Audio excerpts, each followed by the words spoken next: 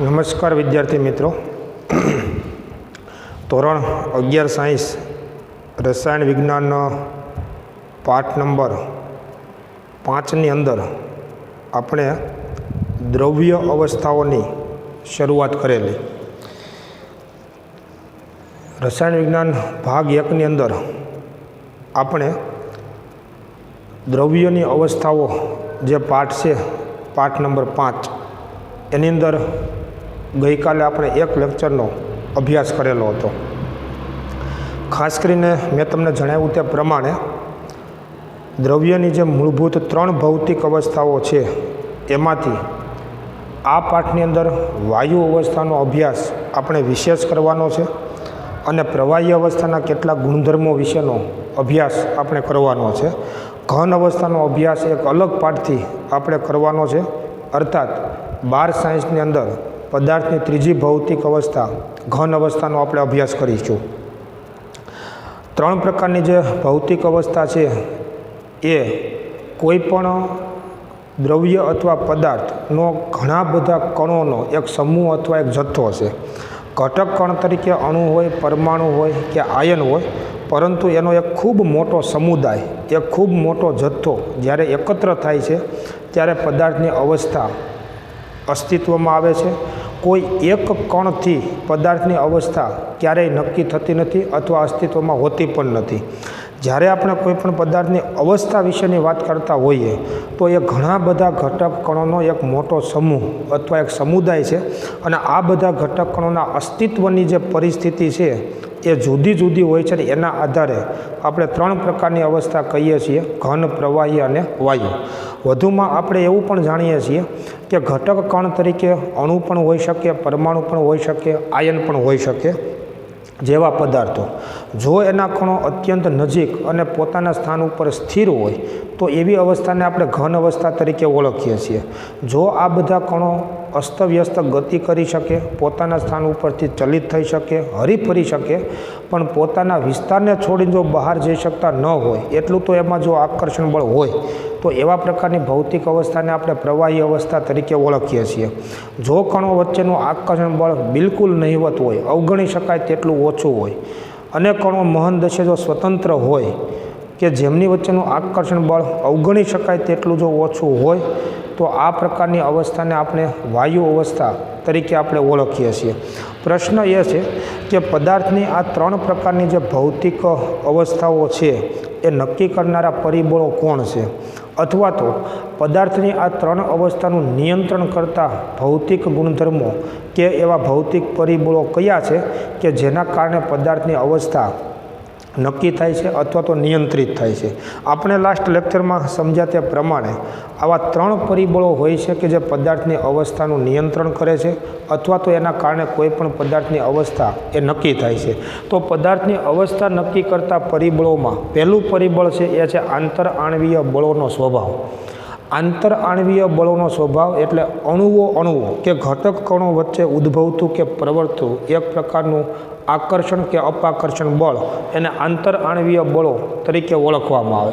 બીજું પરિબળ છે આંતરઆણવીય પારસ્પરિક ક્રિયા, અને અવસ્થા નક્કી કરતું ત્રીજું પરિબળ છે એ છે કણની ગતિ ઉપર ઉષ્મા ઉર્જાની અસર.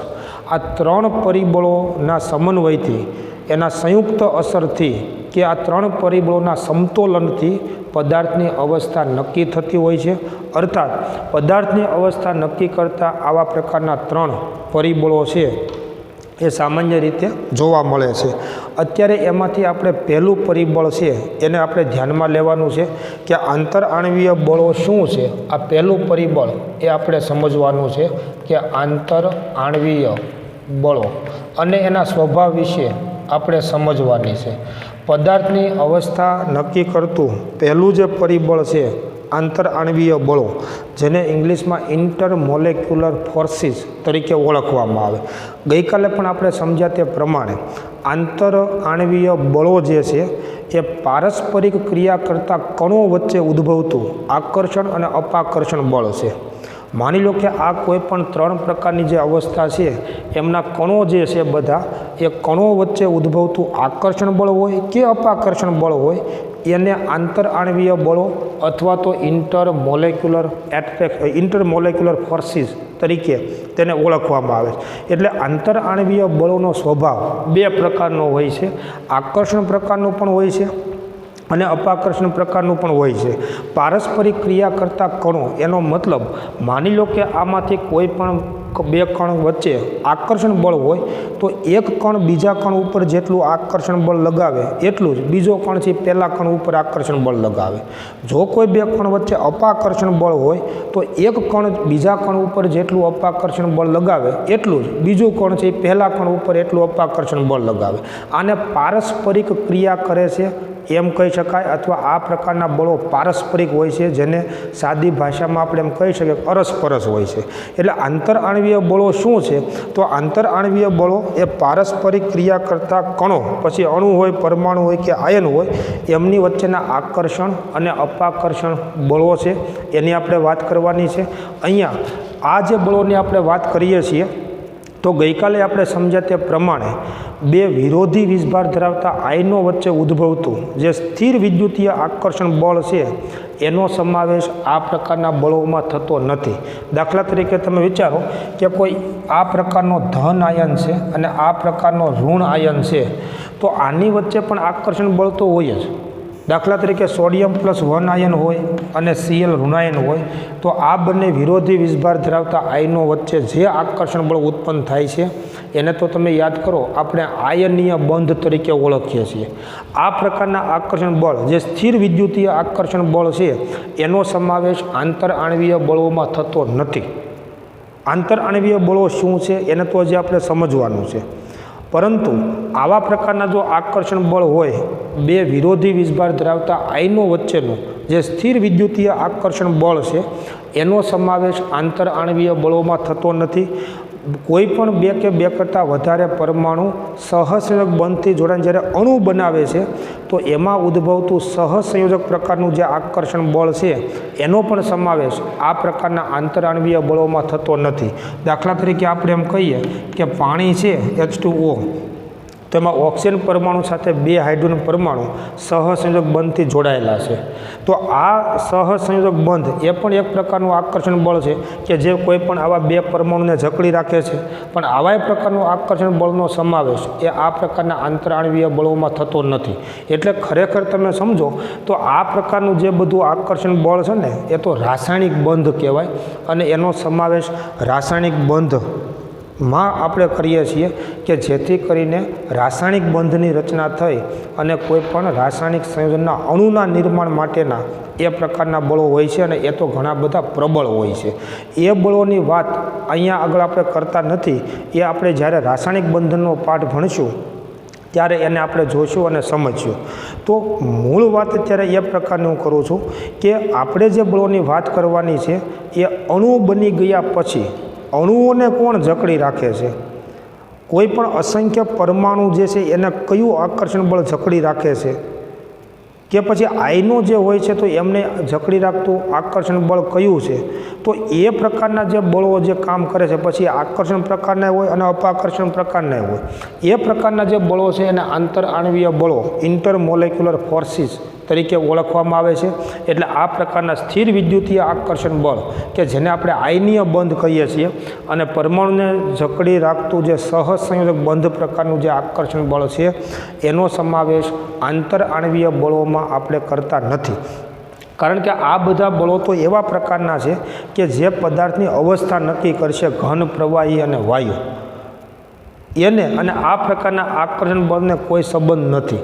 આ પ્રકારનું આકર્ષણ બળ છે એ તો એક પ્રકારનું રાસાયણિક બંધ કહેવાય, અને એનો અભ્યાસ આપણે આગળ ઉપર કરીશું 4થા પાઠની અંદર। બીજી વાત કે ઘણી બધી વખત કોઈ આયન અને દ્વિધ્રુવ અણુ વચ્ચે પણ આકર્ષણ બળ ઉત્પન્ન થતું હોય છે, તો આયન દ્વિધ્રુવ પ્રકારનું જે આકર્ષણ બળ છે એનો પણ સમાવેશ આંતરઆણવીય બળોમાં એનો સમાવેશ છે એ કરવામાં આવતો નથી।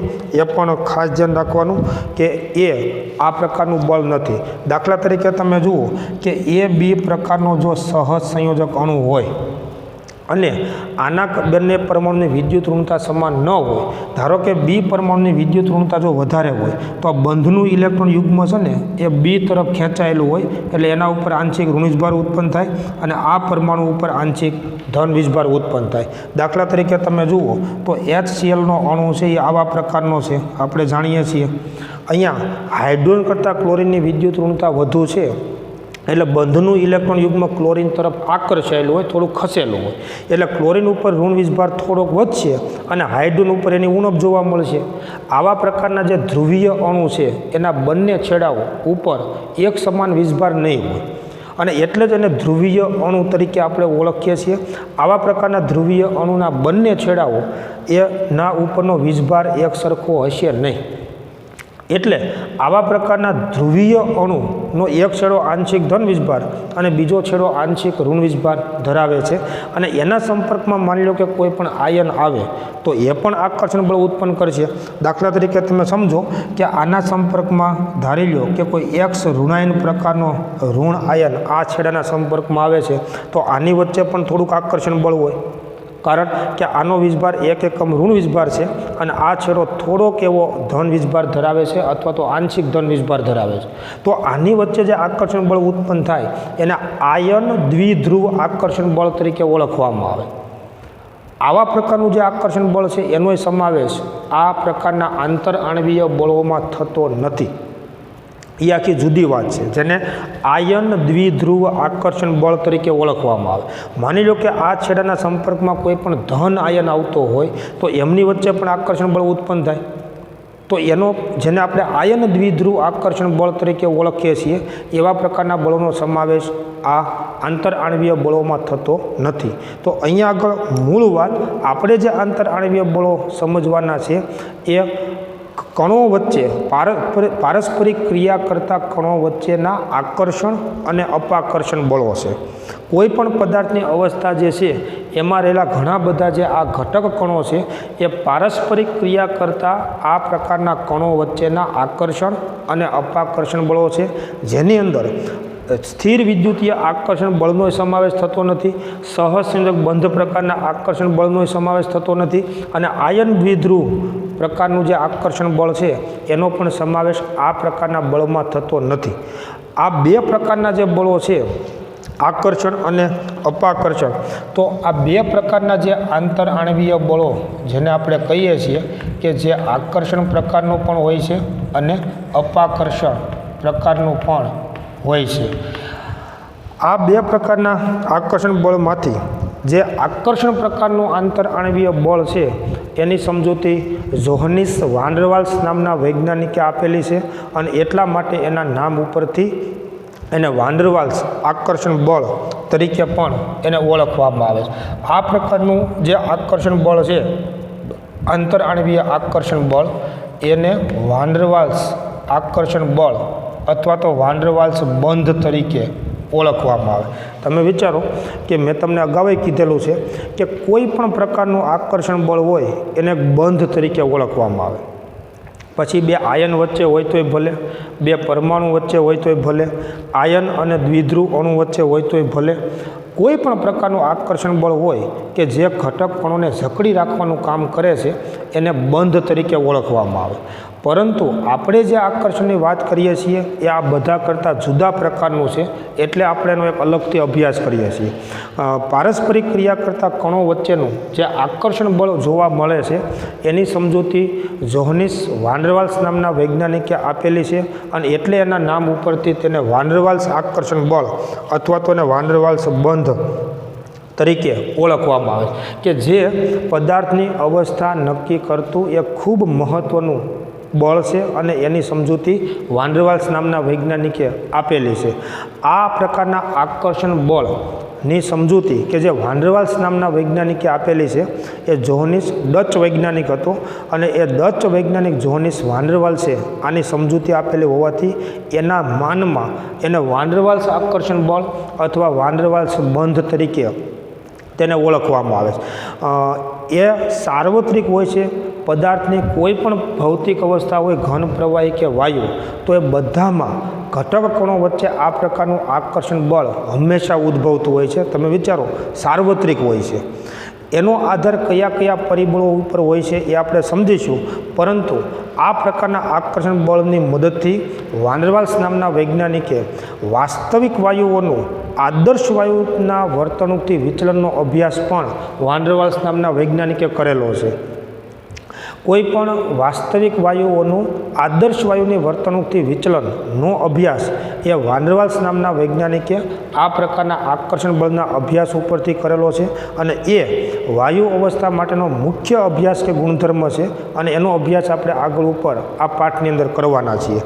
કોઈ પણ પદાર્થ હોય, ઘન હોય, પ્રવાહી કે વાયુ હોય, એની અંદર વાન ડેર વાલ્સ આકર્ષણ બળનું મૂલ્ય પણ ગણના પાત્ર હોય છે.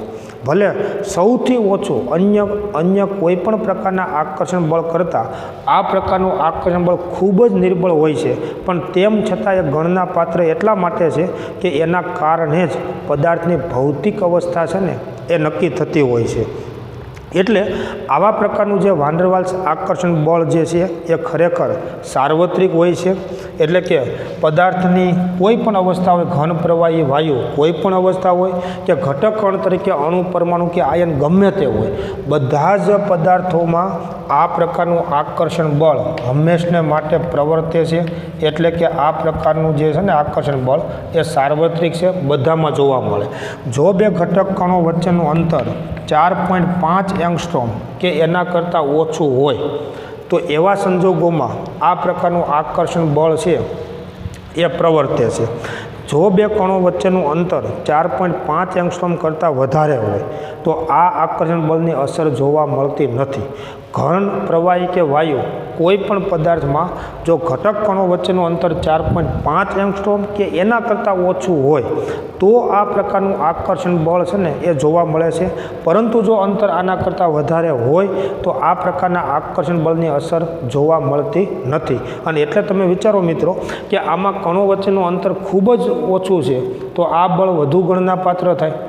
આમાં અંતર એના કરતાં વધુ છે, તો વાન ડેર વાલ્સ આકર્ષણ બળ થોડુંક ઓછું હોય છે, અને આમાં અંતર એના કરતાં વધુ છે, તો આ આકર્ષણ બળ સૌથી ઓછું હોય અથવા નહીવત હોય.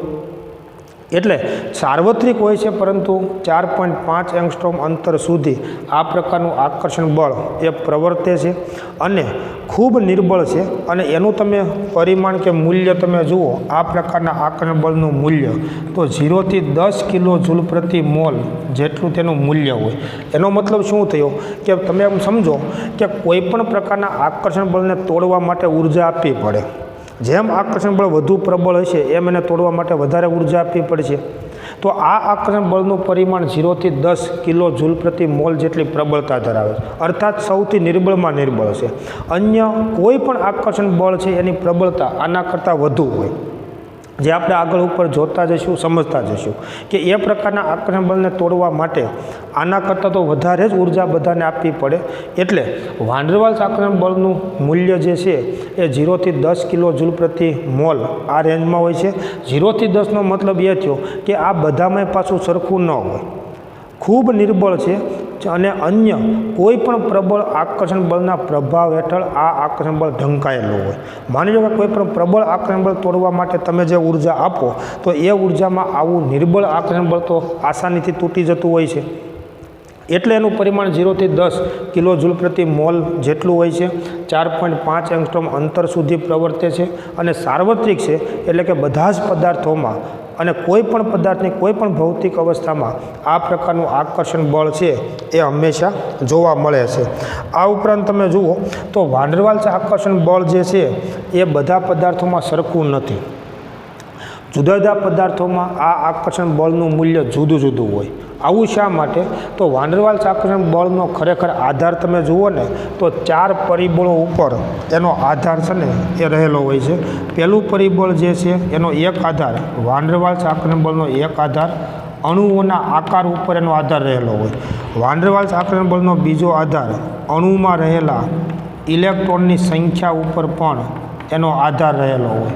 ઇલેક્ટ્રોનની સંખ્યા ઉપર વિચારજો બરાબર. વાન ડેર વાલ્સ આકર્ષણ બળનો એક આધાર અણુઓના આકાર ઉપર હોય છે, અણુમાં રહેલા ઇલેક્ટ્રોનની સંખ્યા ઉપર આધાર હોય છે. ત્રીજો આધાર અણુની સંપર્ક સપાટીના ક્ષેત્રફળ ઉપર આધાર હોય છે. અણુની સંપર્ક સપાટીનું ક્ષેત્રફળ અણુની સંપર્ક સપાટીના ક્ષેત્રફળ ઉપર આધાર હોય છે. અને એક આધાર જે છે એ સરેરાશ આંતરઆણવીય અંતર ઉપર તેનો આધાર છે ને એ રહેલો હોય. સરેરાશ આંતરઆણવીય અંતર ઉપર એનો આધાર રહેલો હોય. વિચારજો કે વાન ડેર વાલ્સ આકર્ષણ બળ જે છે એ જુદા જુદા પદાર્થોમાં એનું મૂલ્ય જુદું જુદું હોવાનું કારણ શું છે? તો આ 4 પરિબળો છે ને એ બધા પદાર્થોમાં સરખા ન હોય. એક અણુઓના આકાર ઉપર આધાર હોય, અણુમાં રહેલા ઇલેક્ટ્રોનની સંખ્યા ઉપર આધાર હોય, અણુની સંપર્ક સપાટીના ક્ષેત્રફળ ઉપર આધાર હોય અને સરેરાશ આંતરઆણવીય અંતર ઉપર આધાર હોય. એટલે જુદા જુદા પદાર્થોમાં આ વાન ડેર વાલ્સ આકર્ષણ બળ છે ને એ જુદું જુદું હોય. એટલે શું થાય કે ખરેખર વાન ડેર વાલ્સ આકર્ષણ બળ જે છે એ પદાર્થના ભૌતિક ગુણધર્મોનો આધાર આ પ્રકારના આકર્ષણ બળ ઉપર હોય. દાખલા તરીકે કોઈ ઘન પદાર્થનું ગલનબિંદુ, પ્રવાહી પદાર્થનું ઉત્કલન બિંદુ, કોઈ પદાર્થની ઘનતા, પાણીમાં દ્રાવ્યતા, આવા બધા જે ભૌતિક ગુણધર્મો છે એનો આધાર આ વાન ડેર વાલ્સ આકર્ષણ બળ ઉપર હોય. અને આ આકર્ષણ બળ બધા પદાર્થોમાં સરખું નથી. એટલે જુદા જુદા પદાર્થોના આ પ્રકારના ભૌતિક ગુણધર્મો છે એ પણ જુદા જુદા હોય. દાખલા તરીકે તમે જુઓ કે 2 ઘન પદાર્થ તમે લો તો 2 ઘન પદાર્થના ગલનબિંદુ સરખા નથી. જેનું ગલનબિંદુ ઊંચું છે એનો મતલબ એમાં આ પ્રકારનું આકર્ષણ બળ વધારે હોય. જે ઘન પદાર્થનું ગલનબિંદુ નીચું છે એનો મતલબ એમાં આ પ્રકારનું આકર્ષણ બળ ઓછું હોય. કારણ કે એનો આધાર આ 4 પરિબળો ઉપર છે. 2 પ્રવાહીના ઉત્કલન બિંદુ સરખા નથી. જે પ્રવાહીના ઉત્કલન બિંદુ ઊંચા હોય તો એમાં આ પ્રકારનું આકર્ષણ બળ વધારે છે. જે પ્રવાહીનું ઉત્કલન બિંદુ નીચું હોય તો એમાં આ પ્રકારનું આકર્ષણ બળ ઓછું હોય. એટલે જુદા જુદા પદાર્થોના ભૌતિક ગુણધર્મો જુદા જુદા છે. એનું કારણ કોઈ પદાર્થમાં વાન ડેર વાલ્સ આકર્ષણ બળની પ્રબળતા સરખી હોતી નથી. હોય બધામાં સાર્વત્રિક છે પણ બધામાં સરખું ન હોય. કારણ કે એનો આધાર છે આ 4 પરિબળો ઉપર રહેલો છે. દાખલા તરીકે તમે જુઓ કે પીળો ફોસ્ફરસ અને રોહમ્બિક સલ્ફર આ બંને ઘન પદાર્થો છે. પીળો ફોસ્ફરસ જેને આપણે P4 કહીએ છીએ અને રોહમ્બિક સલ્ફર જેને આપણે S8 તરીકે ઓળખીએ છીએ. જો વિચારજો બરાબર, પીળો ફોસ્ફરસ અને રોહમ્બિક સલ્ફર આ બંને ઘન પદાર્થો છે. પીળો ફોસ્ફરસ જે ઘન પદાર્થ છે એમાં ઘટક કણ તરીકે P4 અણુ છે. માનો કે આ પીળો ફોસ્ફરસ હોય તો P4નો એક અણુ, બીજો અણુ, ત્રીજો અણુ, ચોથો અણુ, પાંચમો અણુ વગેરે એના ઘટક કણ તરીકે P4નો એક અણુ હોય. 4 ફોસ્ફરસના પરમાણુને જોડી રાખતું જે આકર્ષણ બળ છે એ સહસંયોજક બંધ છે. એનો સમાવેશ આમાં નથી કરતા. પણ P4ના અસંખ્ય અણુ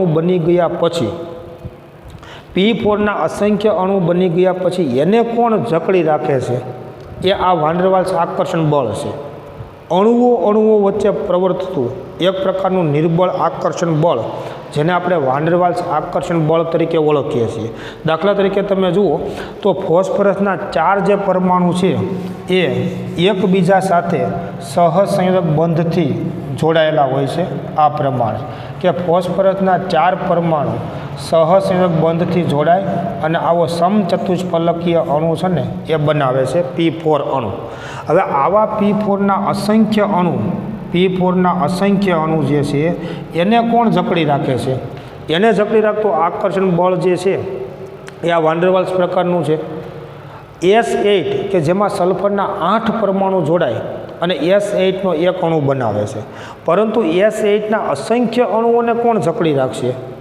એના માટે જવાબદાર આ પ્રકારનું વાન ડેર વાલ્સ આકર્ષણ બળ છે. અને એટલે તો એને આંતરઆણવીય બળો તરીકે આપણે ઓળખીએ છીએ કે અણુ બની ગયા પછી ઉદ્ભવતું આકર્ષણ બળ. સલ્ફરના 8 પરમાણુ જો તમે જુઓ તો એ આ ક્રાઉન સ્વરૂપે એટલે કે એક મુગટ સ્વરૂપે ગોઠવાયેલા હોય છે. આ પ્રમાણે સલ્ફરના 8 પરમાણુ છે એ એકબીજા સાથે જોડાય અને આવા પ્રકારની રચનામાં સલ્ફરના 8 પરમાણુ જોડાયેલા હોય જેને આપણે S8 તરીકે ઓળખીએ છીએ. આ S8નો એક અણુ, તો વિચારજો કે આ બધા સહસંયોજક બંધ છે જે પરમાણુને જોડી રાખે છે અને એ તો રાસાયણિક બંધ છે, પણ S8નો એક અણુ, આ બીજો અણુ, ત્રીજો અણુ, ચોથો, પાંચમો, અસંખ્ય અણુને કોણ જકડી રાખે છે? તો એ છે વાન ડેર વાલ્સ આકર્ષણ બળ છે. હવે પ્રશ્ન એ છે કે પીળો ફોસ્ફરસ P4 અને રોમ્બિક સલ્ફર S8 બંનેમાં વાન ડેર વાલ્સ આકર્ષણ બળ તો છે, એટલે તો ઘન અવસ્થા છે, પણ સરખું નથી. પીળા ફોસ્ફરસનું ગલનબિંદુ નીચું હોય છે, જ્યારે રોમ્બિક સલ્ફરનું ગલનબિંદુ ઊંચું હોય છે, કારણ કે એનો આધાર આ 4 પરિબળો ઉપર રહેલો છે. અણુઓના આકાર ઉપર હોય છે એક આધાર, અણુમાં રહેલા ઇલેક્ટ્રોનની સંખ્યા ઉપર આધાર હોય, સંપર્ક સપાટીના ક્ષેત્રફળ ઉપર આધાર હોય, અને બે કણ વચ્ચેનું જે સરેરાશ આંતરાણવીય અંતર છે એના ઉપર આ પ્રકારના આકર્ષણ બળનો આધાર રહેલો હોય. એટલે પીળો ફોસ્ફરસ જે છે એમાં તમે જુઓ તો ફોસ્ફરસનો પરમાણુ ક્રમાંક 15 છે, તો આમાં ઇલેક્ટ્રોનની સંખ્યા કેટલી થાય? તો કે 15 ગુણાકારમાં 4 બરાબર 60 ઇલેક્ટ્રોન થાય. તમે વિચારો. જ્યારે સલ્ફર જે છે તો સલ્ફરનો પરમાણુ ક્રમાંક 16 છે અને એવા 8 સલ્ફરના પરમાણુ છે, એટલે આમાં 128 ઇલેક્ટ્રોન થાય. વિચારી શકશો તમે કે ફોસ્ફરસનો જે P4 અણુ છે એમાં કુલ ઇલેક્ટ્રોન 60 થાય, જ્યારે સલ્ફરનો S8 જે અણુ છે એમાં કુલ ઇલેક્ટ્રોન 128 થાય. જેમાં ઇલેક્ટ્રોનની સંખ્યા વધુ છે એમાં વાન ડેર વાલ્સ આકર્ષણ બળ વધુ હોય. આના કરતાં આ અણુનું કદ મોટું છે, એટલે સંપર્ક સપાટીનું ક્ષેત્રફળ વધુ હોય.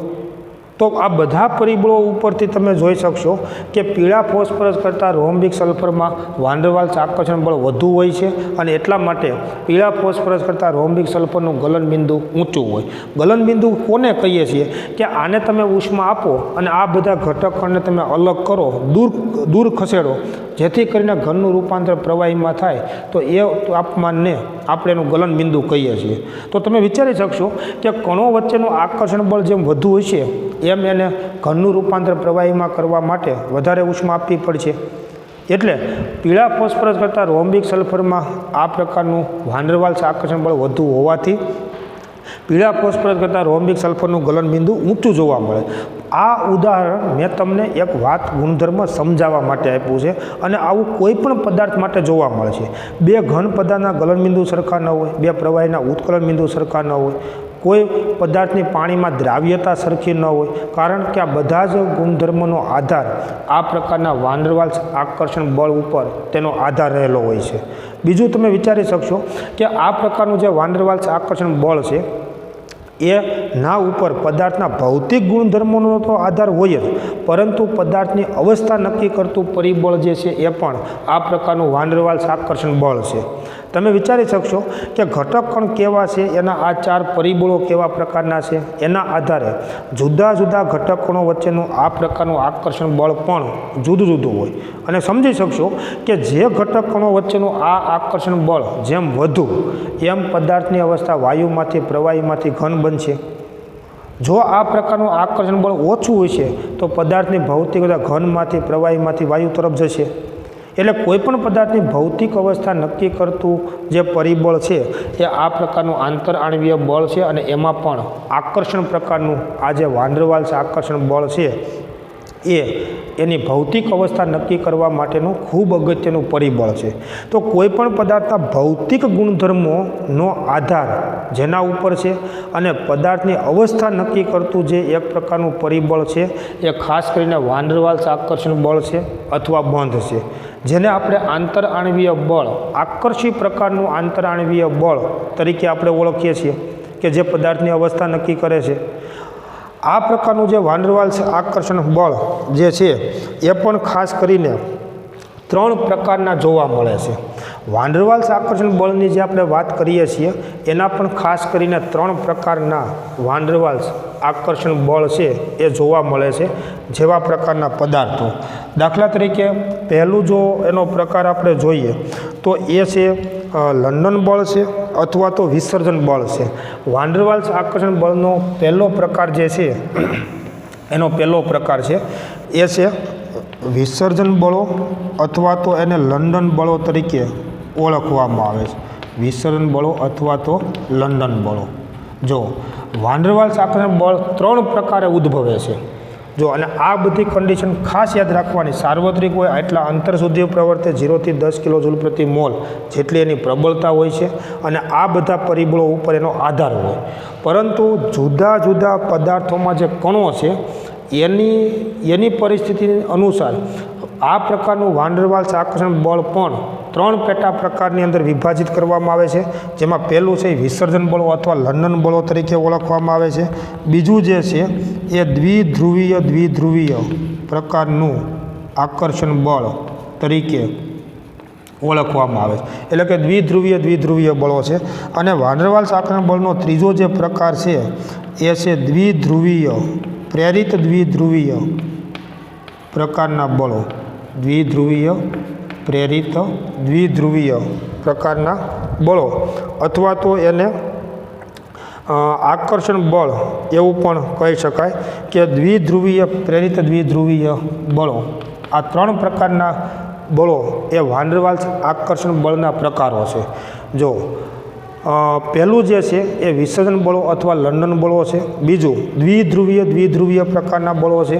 અને ત્રીજું પ્રેરિત દ્વિધ્રુવીય પ્રકારના બળો.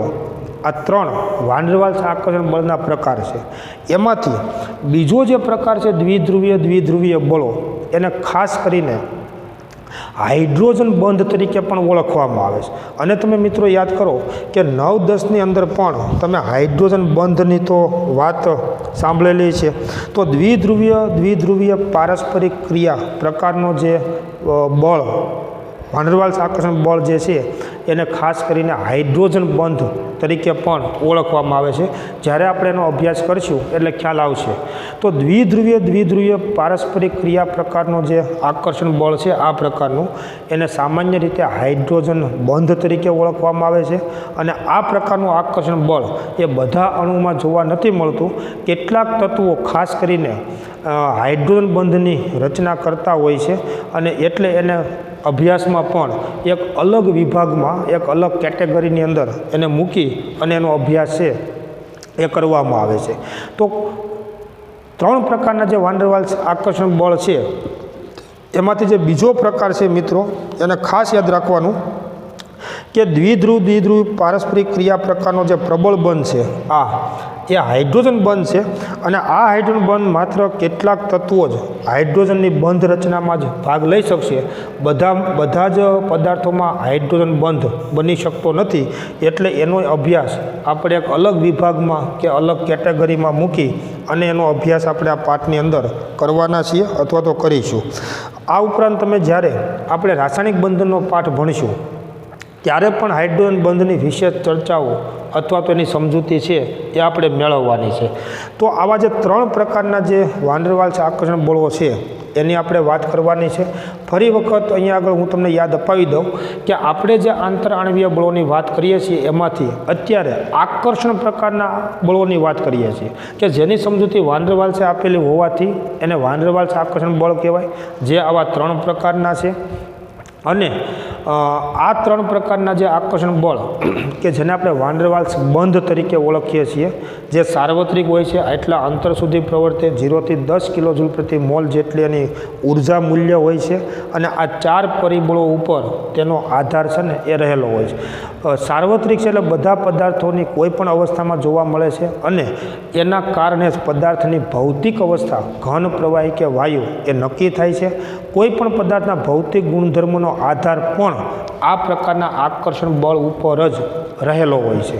અને એટલા માટે જુદા જુદા પદાર્થોમાં આ પ્રકારનું આકર્ષણ બળ એ જુદું હોવાથી જુદા જુદા પદાર્થોના ભૌતિક ગુણધર્મો પણ આપણને જુદા જોવા મળે છે. પણ યાદ એ કરવાનું છે કે આ પ્રકારનું જે આકર્ષણ બળની આપણે ચર્ચા કરીએ છીએ એની અંદર સ્થિર વિદ્યુતીય આકર્ષણ બળ કે જે આયનો વચ્ચે ઉદ્ભવે છે એનો સમાવેશ થતો નથી. પરમાણુને જકડી રાખતું જે સહસંયોજક બંધ પ્રકારનું જે આકર્ષણ બળ છે એનો સમાવેશ થતો નથી. કે આયન દ્વિધ્રુવ વચ્ચેનું જે આકર્ષણ બળ છે એનો સમાવેશ આ પ્રકારના આકર્ષણ બળમાં થતો નથી.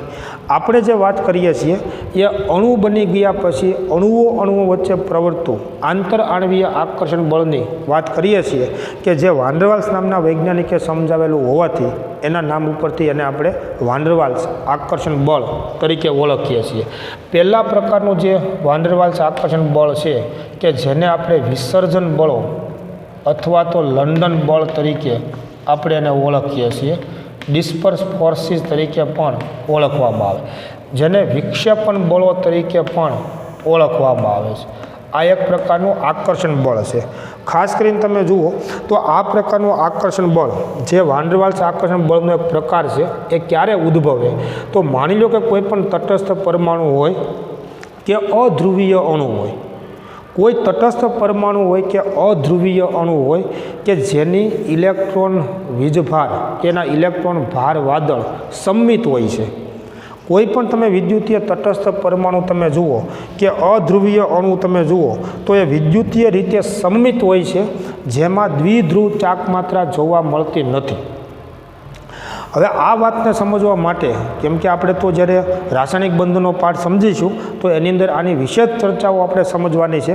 પરંતુ તમે કોઈ પણ તટસ્થ પરમાણુ તમે જુઓ, તટસ્થ પરમાણુ, કારણ કે પરમાણુ તો હંમેશા તટસ્થ જ હોય છે, એટલે પરમાણુ અને અધ્રુવીય અણુઓ જો ઘટક કણ તરીકે હોય, કોઈ પદાર્થની અંદર ઘટક કણ તરીકે માત્ર પરમાણુ હોય કે અધ્રુવીય અણુ હોય તો એવા સંજોગોમાં આ પ્રકારનું આકર્ષણ બળ છે ને એ ઉદ્ભવે છે.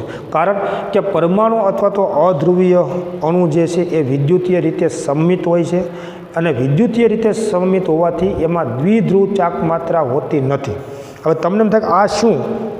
તો દાખલા તરીકે હું તમને એમ કહું કે પરમાણુ તો તમે કોઈ પણના લઈ શકશો અને એ આપણે સમજી શકીએ, પરંતુ અધ્રુવીય અણુ કોને કહેવાય? તો જ્યારે બંને સમાન પરમાણુ સહસંયોજક બંધથી જોડાયેલા હોય તો એવા અણુને આપણે અધ્રુવીય અણુ કહીએ છીએ. દાખલા તરીકે તમે જુઓ કે બે હાઇડ્રોજનના પરમાણુ સહસંયોજક બંધથી જોડાય, બે ક્લોરિનના પરમાણુ સહસંયોજક બંધથી જોડાય, બે નાઇટ્રોજનના પરમાણુ સહસંયોજક બંધથી જોડાય, બે ઓક્સિજનના પરમાણુ સહસંયોજક બંધથી જોડાય. તો આ બધા માનો કે H2 છે, Cl2 છે, N2 છે, O2 છે, તો આમાં શું થયું તમે જુઓ. એમ તમે હજી વિચારી શકશો કે P4નો અણુ હોય કે S8નો અણુ હોય તો આ બધામાં સમાન પ્રકારના પરમાણુઓ છે ને એ સહસંયોજક બંધથી જોડાય છે અને બંને પરમાણુની વિદ્યુત ઋણતા સરખી હોય. જો બંને પરમાણુની વિદ્યુત ઋણતા સરખી હોય ને તો યાદ કરો આ બંધના ઇલેક્ટ્રોન યુગ્મ ઉપર બંને પરમાણુના કેન્દ્રનું એક સરખું આકર્ષણ બળ લાગવું પડશે. અને એટલા માટે આ બંધનું ઇલેક્ટ્રોન યુગ્મ જે છે એ બંને પરમાણુના કેન્દ્રથી સરખા અંતરે હોય. કોઈ એક તરફ ખેંચાય એવું નહીં બને, કારણ કે ઇલેક્ટ્રોન યુગ્મ છે એમાં ઇલેક્ટ્રોન છે અને ઇલેક્ટ્રોન ઉપર ઋણ વીજભાર છે. જો કોઈ પરમાણુની વિદ્યુત ઋણતા વધારે હોય તો એના તરફ આ બંધનું ઇલેક્ટ્રોન યુગ્મ વધુ ખેંચાય, એ સ્વાભાવિક છે, પણ એવું અહીંયા તો છે ને. એટલે આ પ્રકારના જે બધા અણુઓ છે એમાં શું થશે તો બંને પરમાણુના કેન્દ્રથી સરખા અંતરે આ બંધનું ઇલેક્ટ્રોન યુગ્મ મળવાની સંભાવના છે અને એટલા માટે બંને છેડા પરનો વીજભાર જે હોય તે પણ સરખો રહેશે. જો બંને છેડા પરનો વીજભાર સરખો જ રહે, એમાં કોઈ અસમાનતા ઊભી ન થાય તો આવા પ્રકારના અણુઓને અધ્રુવીય અણુઓ તરીકે ઓળખવામાં આવે. અધ્રુવીય અણુઓ છે એનું ઇલેક્ટ્રોન વાદળ, ઇલેક્ટ્રોનનો ઋણ વીજભાર કે ઇલેક્ટ્રોન ઘનતા એ સમમિત રીતે, સમમિત એટલે સરખું, એમ બધી દિશાઓમાં સરખું. કોઈ પણ તમે તટસ્થ પરમાણુ તમે જુઓ કે આવા અધ્રુવીય અણુઓ તમે જુઓ તો અધ્રુવીય અણુ જે છે કે તટસ્થ પરમાણુ હોય એ વિદ્યુતીય રીતે સમમિત હોય. કેન્દ્રથી બધી દિશાઓમાં ઇલેક્ટ્રોનનું વિદ્યુત વાદળ કે ઇલેક્ટ્રોનની ઘનતા એ બધી દિશામાં એક સરખી હોય. તો આવા પ્રકારના જે અણુઓ છે એને અધ્રુવીય અણુઓ કહેવાય અને આની દ્વિધ્રુવ ચાકમાત્રાનું મૂલ્ય 0 હોય. કારણ કે કોઈ અણુમાં માની લો કે વિદ્યુતીય વાદળ થોડું ઘણું જો અસમમિત થયેલું હોય તો એને ધ્રુવીય કહેવાય અને એનું માપન એ દ્વિધ્રુવ ચાકમાત્રાના મૂલ્યને આધારે કરવામાં આવે. એવા અણુઓને ધ્રુવીય અણુ કહેવામાં આવે. દાખલા તરીકે તમે જુઓ તો ધ્રુવીય અણુ કોને કહેવાય? તો ધ્રુવીય અણુમાં શું થશે? દાખલા તરીકે HCl. તો તમે જુઓ કે હાઇડ્રોજન કરતાં ક્લોરિનની વિદ્યુત ઋણતા વધારે છે, તો આ બંધનું જે ઇલેક્ટ્રોન યુગ્મ છે એ ક્લોરીન તરફ ખેંચાયેલું હોય. વાત બરાબર તમે વિચારજો કે હાઇડ્રોજનનો એક ઇલેક્ટ્રોન અને ક્લોરીનના એક ઇલેક્ટ્રોનની ભાગીદારી થઈ અને સહસંયોજક બંધ બને છે. પરંતુ બંધ બની ગયા પછી આ બંને પરમાણુના કેન્દ્રોનું આકર્ષણ બળ આ ઇલેક્ટ્રોન યુગ્મ ઉપર હોય. પણ કોનું વધારે છે? તો કે ક્લોરીનના કેન્દ્રનું આકર્ષણ બળ વધુ હોય છે, કારણ કે એની વિદ્યુત ઋણતા વધુ છે. વિદ્યુત ઋણતા કોને કહેવાય અને કોની વિદ્યુત ઋણતા વધુ ને કોની ઓછી હોય એ આપણે પાઠ નંબર 3માં સમજી ગયા છીએ. એટલે બંધ બની ગયા પછી આવું સહિયારું ઇલેક્ટ્રોન યુગ્મ એ થોડુંક ક્લોરીન પરમાણુ તરફ ખેંચાયેલું હોય, આકર્ષાયેલું હોય. અને જો આ ઇલેક્ટ્રોન યુગ્મ ક્લોરીન તરફ ખેંચાયેલું હોય તો આના ઉપર થોડોક ઋણ વીજભાર વધશે. થોડોક ઋણ વીજભાર વધશે મતલબ આંશિક ઋણ વીજભાર. અને આ આંશિક ઋણ વીજભારને આવી સંજ્ઞા વડે દર્શાવવામાં આવે ડેલ્ટા, માઇનસ ડેલ્ટા. તો અહીંયા જેટલું આ દિશામાં થોડું ખેંચાય એટલે અહીંયા ઉણપ વર્તાય, એટલે આ છેડા ઉપર એટલો આંશિક ધન વીજભાર ઉત્પન્ન થાય. જો ધન અને ઋણ સંજ્ઞાઓ શું છે? તો ઋણ વીજભારનો વધારો કે ઋણ વીજભારની ઉણપ બતાવે છે. દાખલા તરીકે આપણે એમ કહીએ કે NaCl, Na પોઝિટિવ ને Cl નેગેટિવ. આનો મતલબ શું થયો કે અહીંયા આગળ પ્રોટોન કરતાં એક ઇલેક્ટ્રોન વધારે છે અને અહીંયા પ્રોટોન કરતાં એક ઇલેક્ટ્રોન ઓછો છે. ધનનો મતલબ ઋણ વીજભારની ઉણપ બતાવે છે અને ઋણનો મતલબ ઋણ વીજભારનો વધારો બતાવે છે. વાતને ખાસ સમજજો. એક ઇલેક્ટ્રોન જેટલા ઋણ વીજભારનો વધારો બતાવે છે અને એક ઇલેક્ટ્રોનના ઋણ વીજભાર જેટલો ઘટાડો કે ઉણપ બતાવે છે. એને ધન કહેવાય. ધન અને ઋણનો મિનિંગ રસાયણ વિજ્ઞાનમાં આવા પ્રકારનો કરવાનો છે મિત્રો, કે ઋણ વીજભાર એટલે શું? તમે લખ્યું એક એકમ ઋણ વીજભાર, અહીંયા લખ્યું એનો મતલબ એક એકમ ઋણ વીજભારનો મતલબ શું થાય? તો કે એક ઇલેક્ટ્રોન પરના ઋણ વીજભાર જેટલો વધારો છે અહીંયા આગળ, કારણ કે પ્રોટોન કરતાં એક ઇલેક્ટ્રોન વધી ગયો. માનો કે તટસ્થ ક્લોરીન પરમાણુ તમે લખો છો આમ, તો આનો મતલબ શું થયો? તટસ્થ શું કામ કહો છો? કે 17 પ્રોટોન છે અને 17 ઇલેક્ટ્રોન છે. પ્રોટોન હોય કે ઇલેક્ટ્રોન હોય મિત્રો, બંને કણ પરનો વીજભાર તો તમે જાણો જ છો કે 1.6 ગુણાકારમાં 10⁻⁹ કુલમ. પણ ઇલેક્ટ્રોન ઉપર આટલો ઋણ વીજભાર છે અને પ્રોટોન ઉપર આટલો ધન વીજભાર છે. જો 17 પ્રોટોન અને 17 ઇલેક્ટ્રોન હશે તો કુલ વીજભાર 0 થઈ ગયો, એટલે એને આપણે તટસ્થ કહીએ છીએ. પણ આની પાસે એવું નથી, આમાં પ્રોટોન 17 છે અને ઇલેક્ટ્રોન 18 થયા, એટલે એક ઇલેક્ટ્રોન જેટલો ઋણ વીજભાર આના ઉપર વધારે છે, એને આપણે -1 એક એકમ ઋણ વીજભાર કહીએ છીએ. એક એકમ ઋણ વીજભાર એટલે એક ઇલેક્ટ્રોન પરના ઋણ વીજભાર જેટલું કુલમ એકમની અંદર મૂલ્ય, મતલબ આટલું મૂલ્ય વધારે હોય. તો અહીંયા એટલી ઉણપ છે, તમે જોઈ શકો છો કે આ +1 લખ્યોનો મતલબ શું થયો? કે આ પરમાણુ ઉપર સોડિયમ તમે આમ લખો તો આમાં તમે જુઓ પરમાણુ ઉપર વીજભાર નથી, એનો મતલબ 11 પ્રોટોન ને 11 ઇલેક્ટ્રોન. તો જેટલો ધન વીજભાર છે એટલો ઋણ વીજભાર છે, કુલ વીજભાર 0 થઈ ગયો. પણ અહીંયા એવું નથી, અહીંયા પ્રોટોન 11 છે, ઇલેક્ટ્રોન 10 જ રહ્યા. એટલે એક ઇલેક્ટ્રોન પરના ઋણ વીજભાર જેટલી ઉણપ ઊભી થઈ, ઘટાડો ઊભો થયો, એટલે એક એકમ ધન વીજભાર લખાય. ધન અને ઋણનો મિનિંગ મિત્રો આવા પ્રકારનો કરવાનો છે કે ઋણ વીજભાર એટલે ઇલેક્ટ્રોનના ઋણ વીજભારનો વધારો અને ધન એટલે ઋણ વીજભારનો ઘટાડો અથવા ઉણપ. હવે વિચારજો કે આ તટસ્થ હાઇડ્રોજન પરમાણુ હોય તટસ્થ હાઇડ્રોજન પરમાણુ અને તટસ્થ ક્લોરીન પરમાણુ. તટસ્થ હાઇડ્રોજન અને તટસ્થ ક્લોરીન તમે સમજી શકો છો કે એક પ્રોટોન એક ઇલેક્ટ્રોન, 17 પ્રોટોન 17 ઇલેક્ટ્રોન તટસ્થ છે. જેવા નજીક આવે એકબીજાની અને નજીક આવી અને પોતાના એક એક ઇલેક્ટ્રોનની ભાગીદારી કરે એટલે સહસંયોજક બંધ બનશે. તો એમાંય કોઈએ ઇલેક્ટ્રોન ગુમાવ્યો નથી, કોઈએ મેળવ્યો નથી, ક્યાંયથી વધારવાનો નથી, એવું કાંઈ નથી થયું, ખાલી પોતાના એક એક ઇલેક્ટ્રોનની ભાગીદારી થઈ. તો એના કારણે આ વીજભાર નથી. HClનો જે અણુ છે એમાં હજુ જો અત્યારે તમે જુઓ કે આનો એક પ્રોટોન એક ઇલેક્ટ્રોન, આના 17 પ્રોટોન અને 17 ઇલેક્ટ્રોન, એ તો એમનેમ છે, ખાલી બંનેની સંયુક્તા કક્ષાના ઇલેક્ટ્રોનની ભાગીદારી થઈ અને સહસંયોજક બંધ બન્યો, એટલે ઇલેક્ટ્રોનની સંખ્યા વધી કે ઘટી નથી ગઈ. પરંતુ બંધ બની ગયા પછી બંનેના કેન્દ્રોનું આ ઇલેક્ટ્રોન યુગ્મ ઉપરનું આકર્ષણ બળ સરખું જોવા મળશે નહીં.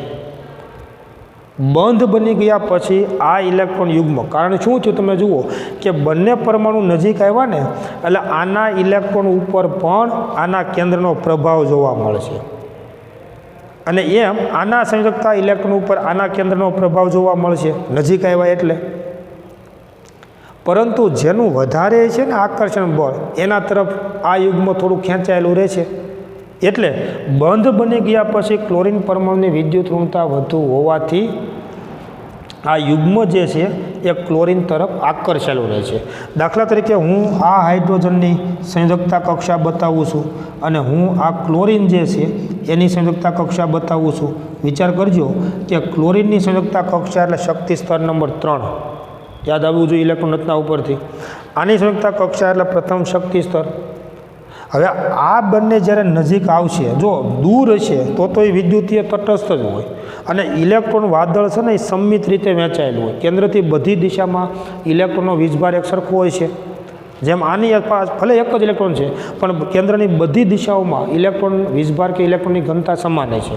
એમ ભલે આમાં 17 પ્રોટોન રહ્યા પણ કેન્દ્રથી બધી દિશામાં કેન્દ્રની ફરતે એક સમાન ઇલેક્ટ્રોન ઘનતા કે ઇલેક્ટ્રોનનો વીજભાર જોવા મળશે. આને સમમિત ઇલેક્ટ્રોન વાદળ તરીકે ઓળખવામાં આવે. સમમિત એટલે સરખું. પરંતુ જ્યારે આ બંને પરમાણુ નજીક આવશે ત્યારે આ ના સંયોજકતા ઇલેક્ટ્રોન ઉપર આના કેન્દ્રનું આકર્ષણ બળ લાગુ પડશે. આ ઇલેક્ટ્રોન તો આ કેન્દ્રનું આકર્ષણ બળ આના ઉપર લાગુ પડે, આના કેન્દ્રનું આકર્ષણ બળ આના ઉપર લાગુ પડશે જ્યારે નજીક આવે ત્યારે. જ્યારે બંને પરમાણુ નજીક આવે અને આ બંને ઇલેક્ટ્રોનની ભાગીદારી થઈ અને સહસંયોજક બંધ બને તો આ યુગ્મ ઉપર બંને કેન્દ્રોનું આકર્ષણ બળ સરખું નહીં હોય. વિચારો કે આ બંને ઇલેક્ટ્રોનની ભાગીદારી તો થઈ ગઈ, પરંતુ આ કેન્દ્રનું આકર્ષણ બળ વધુ લાગુ પડશે, કારણ કે આ કેન્દ્રમાં 17 પ્રોટોન છે અને કદ નાનું છે. આપણે સમજ્યા છે કે વિદ્યુત ઋણતા વધુ છે એમ કહી શકાય. એટલે બંધ બની ગયા પછી શું થાય કે હાઇડ્રોજનના કેન્દ્ર કરતાં ક્લોરીનના કેન્દ્રનું આકર્ષણ બળ આ યુગ્મ ઉપર વધુ લાગુ પડે છે, જેને આપણે એક જ શબ્દમાં કહીએ છીએ કે વિદ્યુત ઋણતા વધુ છે. અને એટલા માટે આ બંધનું ઇલેક્ટ્રોન યુગ્મ થોડુંક ક્લોરીન પરમાણુ તરફ ખેંચાયેલું રહે. આ યુગ્મ બંને પરમાણુના કેન્દ્રથી સરખા અંતરે નથી. જો ક્લોરીન તરફ ખેંચાયેલું રહે તો તમે વિચારો આનો ઋણ વીજભાર જે છે થોડોક આ છેડા ઉપર વધશે, અને એટલી જ ઉણપ અહીંયા જોવા મળશે.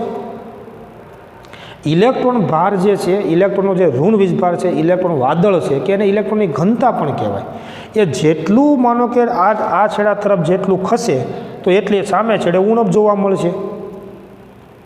એટલે આ છેડા ઉપર તમે જુઓ થોડોક ઋણ વીજભાર વધે, થોડોક. આ એકમ ઋણ વીજભાર જેટલો નહીં, આ તો આખા એક ઇલેક્ટ્રોન જેટલો વીજભાર થઈ ગયો, એટલો બધો નહીં, થોડોક વધશે, જેને આંશિક ઋણ વીજભાર કહેવામાં આવે.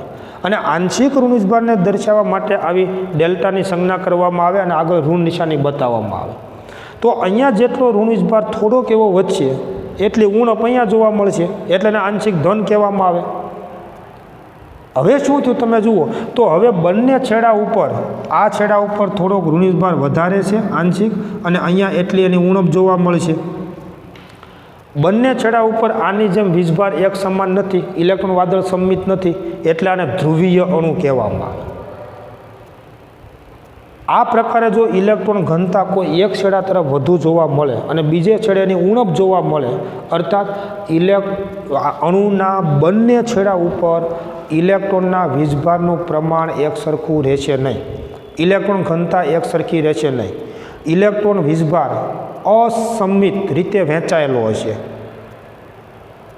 અને ઇલેક્ટ્રોનનો વીજભાર જો અસંમિત રીતે વહેંચાયેલો હોય, એક છેડે વધુ ને એક છેડે થોડોક ઓછો, તો આવા પ્રકારના અણુઓને ધ્રુવીય અણુ કહેવાય, અને આમાં એનો ધ્રુવીયતાનો ગુણધર્મ છે તેમ કહેવાય. વિચારો કે આમાં જેવા પ્રકારની વિદ્યુત ઋણતાનો તફાવત એ પ્રમાણે આ વધુ ખેંચાણ થાય તો હજી અહીં વધુ આંશિક ઋણ બને અને અહીંયા વધુ આંશિક ધન બને, તો એમાં ધ્રુવીયતા વધી કહેવાય. એટલે જે બે પરમાણુ સહસંયોજક બંધથી જોડાય છે એ બંને પરમાણુની વિદ્યુત ઋણતામાં જેમ વધુ તફાવત એમ આમાં વધુ અસમાનતા ઊભી થાય, બંને છેડા ઉપર વીજભારમાં વધુ અસમિતતા ઊભી થાય, એમ એની ધ્રુવીયતા વધુ કહેવાય. બંને છેડા ઉપર વીજભારની અસમાનતા છે એટલે આવા અણુને દ્વિધ્રુવીય અણુ પણ બોલવામાં આવે. દ્વિ એટલે બે અને ધ્રુવીય એટલે ધ્રુવ એટલે છેડાઓ. બંને છેડા ઉપર વીજભારની જો અસમાનતા ઊભી થયેલી હોય, સમાન ન હોય બંને છેડા વીજભારની દ્રષ્ટિએ, તો એવા અણુને દ્વિધ્રુવીય અણુ તરીકે પણ ઓળખવામાં આવે. હવે આ કેટલું છે, આમાં ધ્રુવીયતા કેટલી છે, કેટલા પ્રમાણમાં આવી વીજભાર કે ઇલેક્ટ્રોન ઘનતામાં અસમિતતા ઊભી થયેલી છે, એને માપન કરવા માટે જે રાશિનો ઉપયોગ કરવામાં આવે છે એને દ્વિધ્રુવ ચાકમાત્રા તરીકે ઓળખવામાં આવે. ડાયપોલ મોમેન્ટ તરીકે તેને ઓળખવામાં આવે, દ્વિધ્રુવ ચાકમાત્રા. અને દ્વિધ્રુવ ચાકમાત્રા જેને સંજ્ઞામાં મ્યુ વડે દર્શાવવામાં આવે. જેમ વધુ આવી અસમાનતા ઊભી થઈ હોય તો એમ દ્વિધ્રુવ ચાકમાત્રાનું મૂલ્ય વધુ હોય. જેમ આવી અસમાનતા ઓછી ઊભી થઈ હોય, હવે એ તો વિદ્યુત ઋણતાના તફાવત ઉપર આધારે છે. જો આવી અસમાનતા ઓછી હોય તો દ્વિધ્રુવ ચાકમાત્રાનું મૂલ્ય ઓછું હોય. તો વિચારી શકશો કે અહીંયા તો બિલકુલ અસમાનતા નથી, ઇલેક્ટ્રોન ભાર ઘનતા સંમિત છે, તો આના માટે દ્વિધ્રુવ ચાકમાત્રાનું મૂલ્ય 0 કહેવાય. તો દ્વિધ્રુવ ચાકમાત્રાનું મૂલ્ય જો 0, તો એવા અણુઓ અધ્રુવીય કહેવાય. જેનામાં દ્વિધ્રુવ ચાકમાત્રાનું મૂલ્ય થોડું ઘણું પણ જો હોય તો એ બધા અણુ ધ્રુવીય કહેવાય, અથવા એવા અણુને દ્વિધ્રુવીય અણુ તરીકે પણ આપણે ઓળખી શકીએ. કારણ કે એના બંને છેડા ઉપર વીજભારનું વિતરણ સમાન રીતે થયેલું હોતું નથી. અને વિચારજો બરાબર ખાસ કે અહીંયા બંને છેડા ઉપર આપણે કાંઈ નથી દર્શાવ્યું, એનો મતલબ વીજભાર સમિત રીતે વહેંચાયેલો છે. વીજભારમાં અસમાનતા નથી, બંને છેડા પરનો વીજભાર જે હોય તે પણ સરખો છે અણુમાં. એવી અસમાનતા નથી વીજભારમાં, એટલે એને અધ્રુવીય અણુ કહેવાય, મતલબ ધ્રુવીયતા નથી. અને એટલા માટેની દ્વિધ્રુવ ચાકમાત્રાનું મૂલ્ય 0 જોવા મળશે. જ્યારે બે જુદા જુદા પરમાણુ સહસંયોજક બંધથી જોડાય કે જે બે પરમાણુની વિદ્યુત ઋણતા સરખી ન હોય, તો એવા સંજોગોમાં આ પ્રમાણે ધ્રુવીયતા જોવા મળશે. અને એવા અણુઓને ધ્રુવીય અણુ અથવા દ્વિધ્રુવીય અણુ તરીકે ઓળખવામાં આવે છે. અને એનું માપન જે છે એ દ્વિધ્રુવ ચાકમાત્રા રાશિથી કરવામાં આવે છે. એટલે જોકે આનો ઘણો બધો અભ્યાસ હજી આપણે રાસાયણિક બંધનના પાઠની અંદર શીખશું, પરંતુ અહીંયા આગળ મારે તમને એ સમજાવવાનું છે કે જો કોઈ તટસ્થ પરમાણુ હોય કે આવા અધ્રુવીય અણુ હોય, તો એમની વચ્ચે જે ઉદ્ભવતું એક પ્રકારનું આકર્ષણ બળ છે એને વિસરણ બળો અથવા લંડન બળો કે વિક્ષેપણ બળો તરીકે ઓળખવામાં આવે છે. શું કામ ઉત્પન્ન થાય, તો તમે એક વાત સમજી શકશો કે ખરેખર તો આકર્ષણ બળ વીજભારની અસમાનતા કે વીજભારની અસમમિતતાના કારણે જ ઊભું થવાનું. જો વીજભારમાં અસમાનતા ઊભી નહીં થાય તો ત્યાં સુધી આકર્ષણ બળ જોવા મળશે નહીં. એટલે જ્યારે આવા પ્રકારના પરમાણુ કે અધ્રુવીય અણુ હોય કે જે પોતે વિદ્યુતીય ભારની દ્રષ્ટિએ તટસ્થ છે, અથવા તો એના ઇલેક્ટ્રોનના જે વિદ્યુતીય વાદળ છે એ સંમિત હોય છે, અને એટલે એમાં દ્વિધ્રુવ ચાકમાત્રાનું મૂલ્ય 0 હોય છે, અથવા એમાં દ્વિધ્રુવ ચાકમાત્રા હોતી નથી. પરંતુ આવા પ્રકારના ઇલેક્ટ્રોનીય વાદળ કે જે સંમિત રીતે વહેંચાયેલા છે એ જ્યારે એકબીજાની નજીક આવે ત્યારે ક્ષણિક સમય માટે, ત્વરિત સમય માટે એમાં ધ્રુવીયતા કે દ્વિધ્રુવીયતા પ્રેરિત થાય છે. અને ક્ષણિક સમય માટે કોઈ એક ઘટક કણ ધ્રુવીય બને છે. જ્યારે આવા તટસ્થ પરમાણુ કે અધ્રુવીય અણુ એકબીજાની નજીક આવે ત્યારે ક્ષણિક સમય માટે, ત્વરિત સમય માટે એમાં ધ્રુવીયતા પ્રેરિત થાય છે. અને એ ધ્રુવીયતા પ્રેરિત થવાના કારણે એમની વચ્ચે એક પ્રકારનું આકર્ષણ બળ છે ને એ જોવા મળે છે. આવા પ્રકારનું ક્ષણિક સમય માટે જે ધ્રુવીયતા પ્રેરિત થાય છે, ધ્રુવીયતા વિકસે છે, એને સમજવા માટે આપણે એક ઉદાહરણ દ્વારા સમજીએ. તો માની લો કે કોઈ એક તટસ્થ પરમાણુ એ આપણે લઈએ છીએ, તટસ્થ પરમાણુ એ. માની લો કે આ તટસ્થ પરમાણુ એ છે અને બીજો કોઈ તટસ્થ પરમાણુ બી આપણે લઈએ છીએ. હવે આ બંને તટસ્થ પરમાણુ છે કે અથવા કોઈ પણ અણુ પણ તમે કહી શકો. જો આનું જે ઇલેક્ટ્રોન વાદળ છે એ સંમિત રીતે વહેંચાયેલું છે આ બધી દિશામાં, બરાબર. એમ આનું પણ ઇલેક્ટ્રોન વાદળ કે વીજભારની જે છે ઇલેક્ટ્રોનનો વીજભાર કે ઇલેક્ટ્રોન ઘનતા તમે કહો એ સંમિત રીતે વહેંચાયેલી છે, કેન્દ્રથી બધી જ દિશાઓમાં એક સમાન છે. આવા પ્રકારના જ્યારે તટસ્થ પરમાણુ એકબીજાની નજીક આવે ત્યારે કોઈ એક પરમાણુમાં ક્ષણિક અથવા ત્વરિત સમય માટે વિદ્યુતીય વીજભારમાં અસમાનતા ઊભી થાય છે અથવા તો એનું વિતરણ જે છે ને એ અસમિત બને છે। દાખલા તરીકે તમે જુઓ કે જો આ બે નજીક આવે અને પરમાણુ એ જે છે એ ક્ષણિક સમય માટે કે ત્વરિત સમય માટે જો એમાં વિદ્યુતીય વીજભાર વાદળ અસમિત બને, મતલબ એમાં એક પ્રકારનું વિક્ષેપણ ઊભું થવા જોવા મળશે કે જેથી કરીને આ વિદ્યુતીય વાદળ છે એ અસમિત બને છે અને એના કારણે કોઈ એક છેડા ઉપર ઇલેક્ટ્રોન વીજભાર છે એ વધે છે અને બીજા છેડા ઉપર એની ઉણપ જોવા મળે છે અથવા ઇલેક્ટ્રોન વીજભાર કે ઇલેક્ટ્રોનની ઘનતા છે એ ઓછી જોવા મળે છે।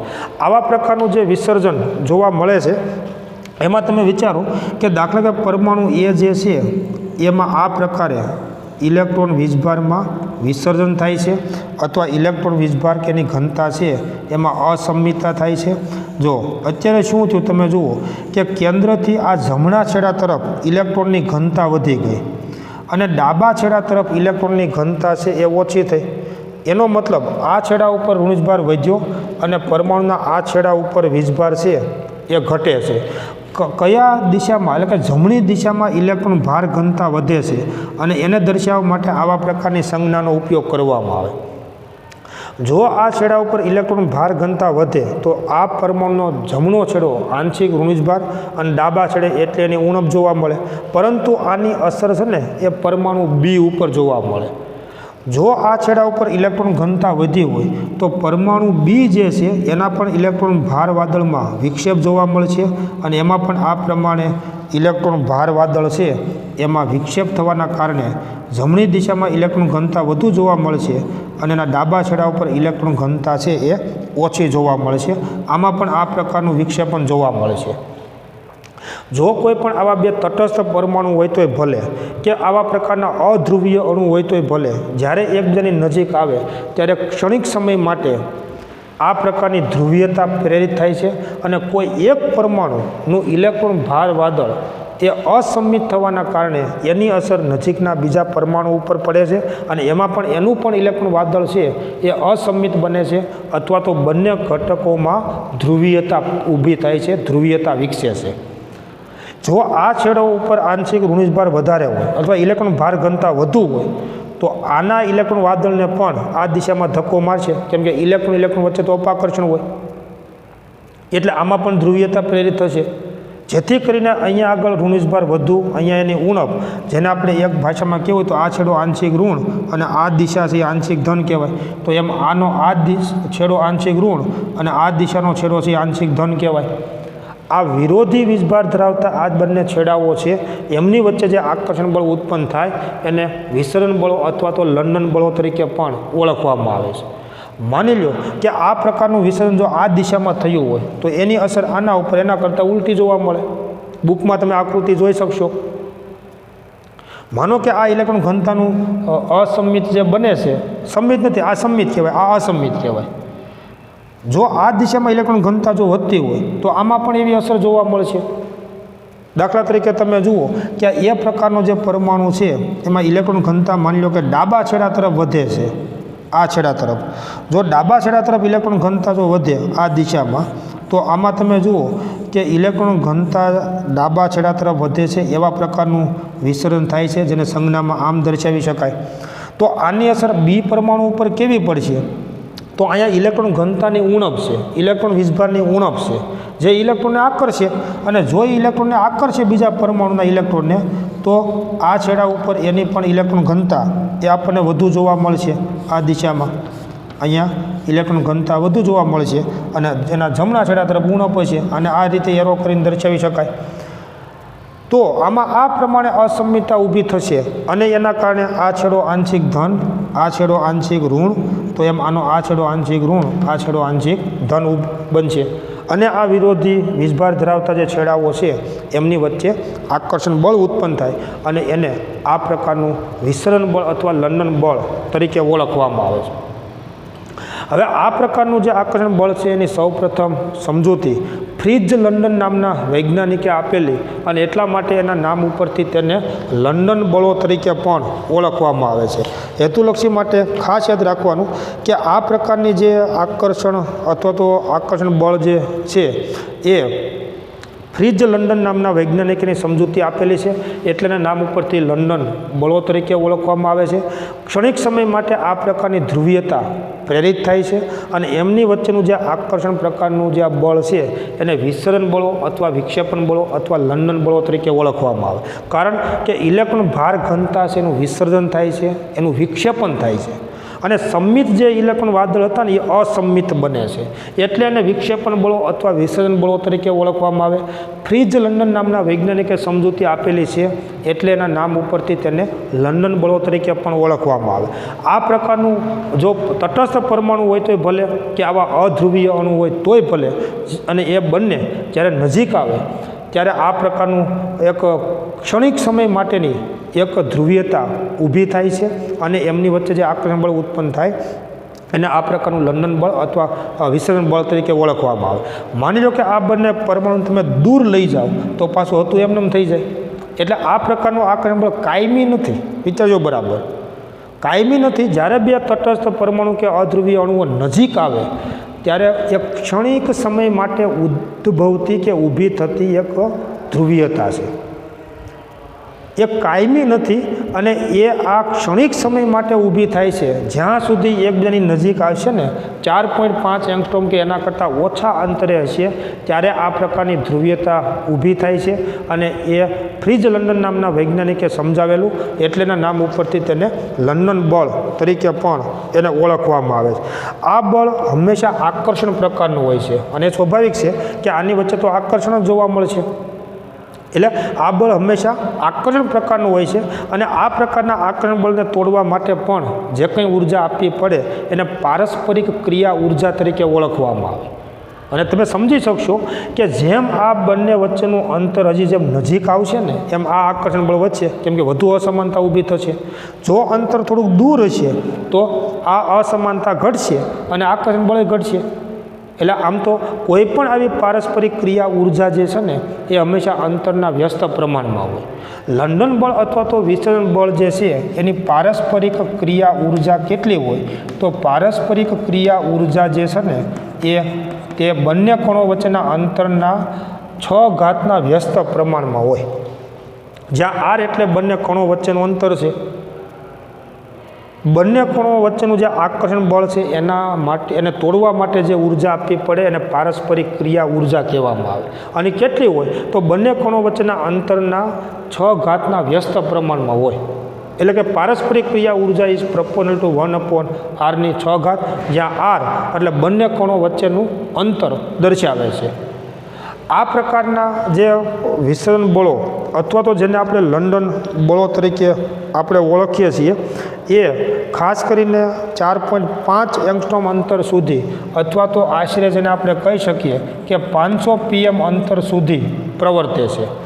જો આ અંતર જેમ હજી ઓછું એમ આ પ્રકારનું આકર્ષણ બળ વધુ ઊભું થશે. અંતર જો વધી જશે બે કણો વચ્ચેનું તો આ ધ્રુવીયતા કાયમી તો છે નહીં. એટલે વળી પાછા ઇલેક્ટ્રોન ફાર વાદળ સંમિત થઈ જશે તો એ આ પ્રકારનું આકર્ષણ બળ જોવા મળશે નહીં. એટલે 500 pm અંતર સુધી આ પ્રકારનું આકર્ષણ બળ જોવા મળે છે અને આ પ્રકારનું જે પારસ્પરિક આકર્ષણ બળ જે છે એનો આધાર બંને કણોની જે ધ્રુવીભવનીયતા છે ને એના ઉપર આધાર રહેલો હોય. બંને કણોની ધ્રુવીભવનીયતા ઉપર આધાર છે એનો મતલબ કે બંને કણો કેટલા અંશે ધ્રુવીભૂત થાય છે, કેટલા અંશેના ઇલેક્ટ્રોન વાદળ અસંમિત બને છે એના ઉપર આધાર હોય. જેમ જેમ બે કણો નજીક આવે અને વધુ જો ઇલેક્ટ્રોન ભાર વાદળ અસંમિત વધુ બને તો એ બંને કણોમાં ધ્રુવીભવનીયતા વધુ કહેવાય. જો આવું અસંમિતપણું ઓછું થાય તો ધ્રુવીભવનીયતા ઓછી કહેવાય. તો એ સ્વાભાવિક છે કે જેમ ધ્રુવીભવનીયતા વધુ હોય છે ને એમ આ આકર્ષણ બળ વધુ જોવા મળશે. એટલે ખરેખર લંડન બળ અથવા તો આ પ્રકારનું જે વિસર્જન બળ કે વિક્ષેપણ બળ છે એનો આધાર પારસ્પરિક ક્રિયા કરતા કણોની ધ્રુવીભવનીયતા ઉપર પણ એનો આધાર રહેલો હોય. કેમ કે બધા કણોમાં આ પ્રકારનું જે અસંમિતતા ઇલેક્ટ્રોન વાદળમાં ઊભી થાય છે, વિક્ષેપણ થાય છે એ બધામાં સરખું થતું હોતું નથી. એટલે જે બે કણોમાં આ પ્રકારની અસમમિતતા વધુ ઊભી થાય, વધુ ઇલેક્ટ્રોનનું ભાર વાદળ વિક્ષેપ પણ પામે, વિકૃત થયું કહેવાય. અને શું કહેવાય કે આને ઇલેક્ટ્રોન વાદળ વિકૃત થયું કહેવાય. તો જેમ વધુ વિકૃત થાય, જેમ વધુ વિસરણ થાય, વધુ વિક્ષેપણ થાય, જેમ વધુ અસમમિતતા ઊભી થાય, તો એવા કણોમાં ધ્રુવીય ભવનીયતા વધુ છે તેમ કહેવાય. કારણ કે આ પરમાણુ એ સંમિત કહેવાય, અધ્રુવીય કહેવાય, જ્યારે આમાં ધ્રુવીયતા ઊભી થયેલી કહેવાય. કારણ કે બંને છેડે ઇલેક્ટ્રોન ભાર સરખો નથી, હમણાં મેં તમને સમજાવ્યું તે પ્રમાણે.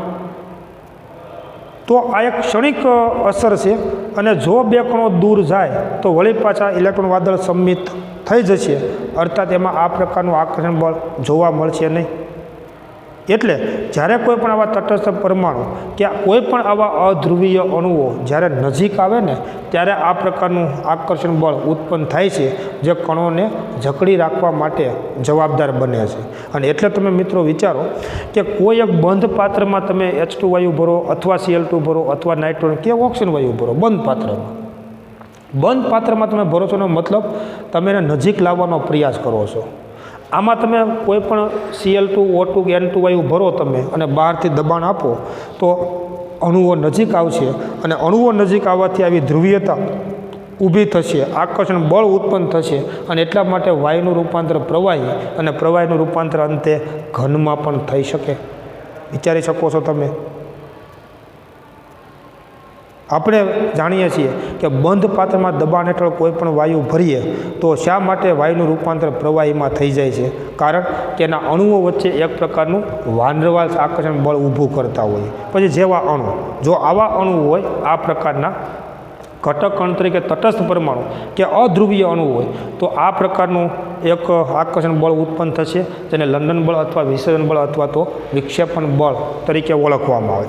બીજા બળો બે ખૂબ મહત્ત્વના છે મિત્રો, કે જે દ્વિધ્રુવીય બળો અને પ્રેરિત દ્વિધ્રુવીય બળ તરીકે આપણે ઓળખીએ છીએ. એની વાત આપણે આવતા નેક્સ્ટ લેક્ચરની અંદર કરીશું. પરંતુ હવે હું બોર્ડ ઉપર કશું લખીશ નહીં, અને સીધી હું આની વાત કરીશ, તો તમે સમજવાનું છે કે આ કઈ વાત ચાલે છે. કેમ કે આપણે જે આખું આલેખન કર્યું અને એમાં ક્યાં આગળ જઈ રહ્યા છે એનો પણ આપણને ખ્યાલ હોવો જોઈએ. તો હવે પછીના લેક્ચરમાં હું તમને આ બંને આકર્ષણ બળો સમજાવીશ, પણ આ કોની વાત છે એની આપણને ખાસ ખબર હોવી જોઈએ. તો એ વાત આપણે આવતા નેક્સ્ટ લેક્ચરની અંદર કરીશું મિત્રો. Thank you very much.